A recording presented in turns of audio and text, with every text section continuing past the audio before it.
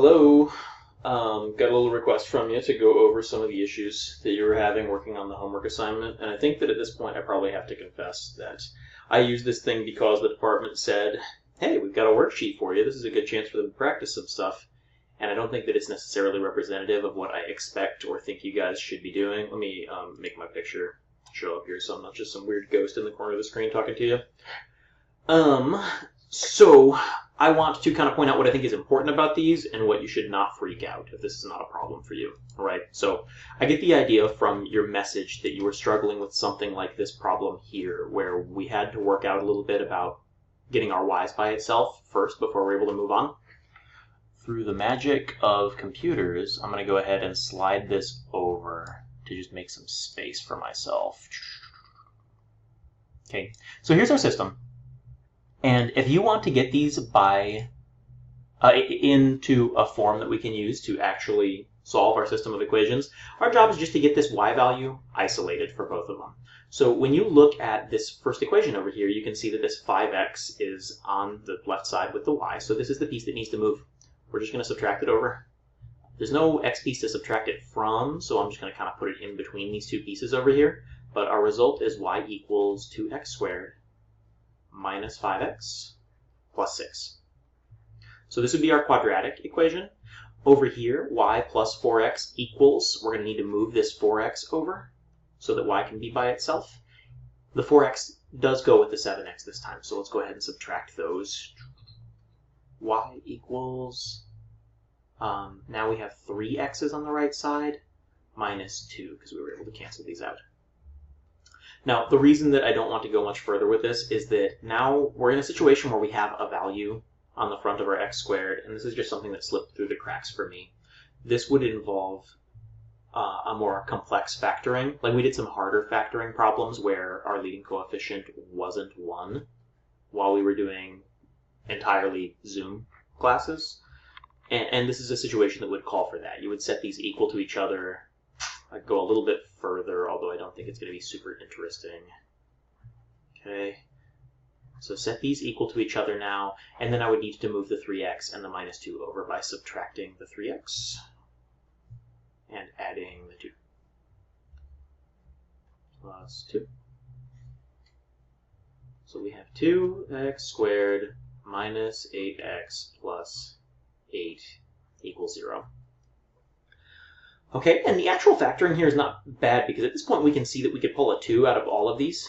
So we can pull a 2 out of this and make it x squared minus 4x plus 4. And now we have this little problem inside our parentheses where we can finally ask what multiplies to positive 4 but adds to negative 4, and the values there should be x minus 2 times x plus 2. And this is how you would find out that, that positive 2 and negative 2 were the x values that you were looking for. That would then go plug back in. If your head is spinning and you're like starting to cry because you're like, he said he was going to tell me that everything was going to be okay and I didn't do that for you, look, chill out, okay? Because this was a mistake. I should have just gone with some easier problems than these for you guys today, and it just kind of slipped through the cracks. This is the kind of problem that using your calculator to see the solutions on your graph and just kind of pick and point at those is totally perfectly made for. And if you're nervous that the quiz is going to be hard on Friday, I guarantee you that it's not, because you're going to have that calculator available to you. And so while I encourage people to try these out by hand, I don't want to force you to do it by hand, especially for, you know, whatever our standardized quiz is that's just got some multiple choice options.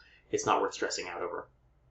So if this is the kind of problem that was worrying you, and this is the only kind of problem that was worrying you, then you should probably turn this off right now. You don't need to fret about it. We're going to review a couple of the easier problems that are more reminiscent of what you're going to have to do on your quiz before we take it on Friday.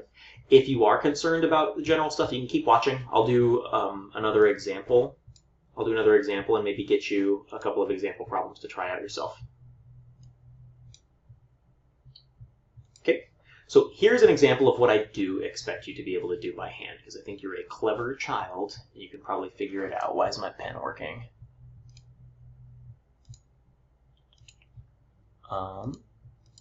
There we go. Okay, so one that we should be able to do is something like y equals x squared plus 2x minus 42. And we're going to go ahead and put that in a system with y equals 5x plus 12. Okay? If you feel confident doing this, then you're in great shape. Go ahead and do it. If you're not so sure what to do, then I'll go ahead and work through it, and then we'll get you one other one to practice on later. Okay? But at the time that you see these are both y equals, they're ready to be set equal to each other. So we can do x squared plus 2x minus 42 equals 5x plus 12.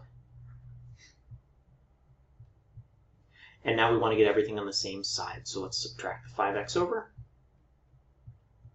And let's subtract the 12 too while we're at it. So this leaves us with an x squared minus 3x minus 54 on the left side. And then this whole right side cancels out. So we're left with 0. And that's the point where you know that you're good to start factoring some stuff. We're looking for the values that multiply to negative 54, but add up to negative 3. And I don't know what method you use to do that. I'm going to just trust you to get some factoring done. The values that we're going to use are negative 9 and positive 6. Okay, multiply to negative 54, and negative 9 plus 6 makes minus 3, so I know that we're good.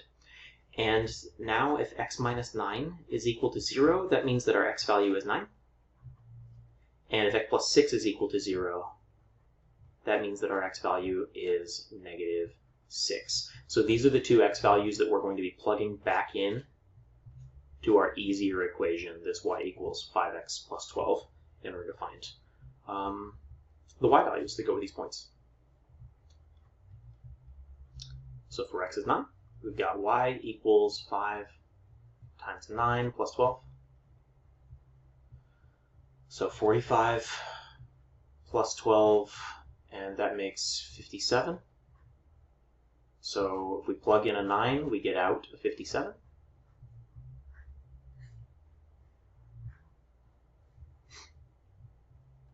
And then let's go ahead and see what happens when we plug in negative 6, because that was our other x value. X equals negative 6, so y equals 5 times negative 6 plus 12. This is the same thing as negative 30 plus 12. And then negative 30, positive 12 make negative 18 when we put them together. So plug in a negative 6, get out a negative 18. And I've already checked those on my graphing calculator, so I know that those are correct. Okay. Once again, this is the kind of problem you should be expecting to be doing. All right. Let me make one more just in case you're interested in trying it out. I'm going to pause and then come back with a fresh new one on the screen.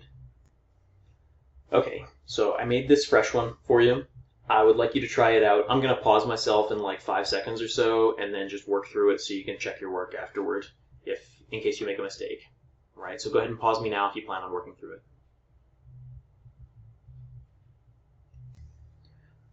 Okay, so this is where I wound up. My 2 points are negative 8, negative 1, and negative 6, negative 7. So you should have wound up with something you could factor into x plus 8 times x plus 6, and then change the signs on both of them to find out what the x values are you're going to be using. Okay, if this is within your realm of doability, then you're in great shape. If it's not, then it's okay. Come on in, we'll work on some stuff on Friday before we take it, and we always have the fallback plan of just using the calculator for it. Once again, I'm sorry, I didn't mean to send the message that people weren't prepared, especially my good students who show up and try to take care of business every day. So, look, your fear is unwarranted right now. That's it. That's all I've got for you. Let me know if you need anything else, okay? Bye-bye.